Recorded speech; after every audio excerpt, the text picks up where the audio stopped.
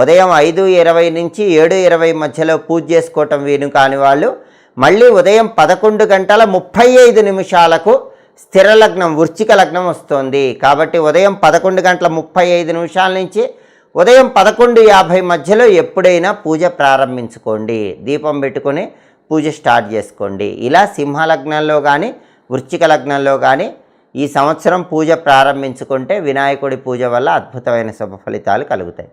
అలాగే మనం పూజ చేసుకునే వినాయకుడి విగ్రహంలో ఆయన తొండం ఎటువైపు ఉండాలనే సందేహం చాలామందికి ఉంటుంది. వినాయకుడు ఎప్పుడూ కూడా మోదకాన్ని తన ఎడమ చేతిలో పట్టుకొని ఉంటాడు. మోదకము అంటే మోదాన్ని, సంతోషాన్ని కలిగించేది. అంటే లడ్డు కానీ ఉండ్రాయి కానీ వీటన్నిటినీ మోదకాలు అంటారు. ఈ లడ్డు కానీ ఉండ్రాయి కానీ ఏదైనా ఆయన ఎడం వైపు చేతితో పట్టుకొని ఉంటాడు. గుండె కూడా ఎడం వైపు ఉంటుంది. హృదయ స్పందనలు కోరికలకు సంకేతం.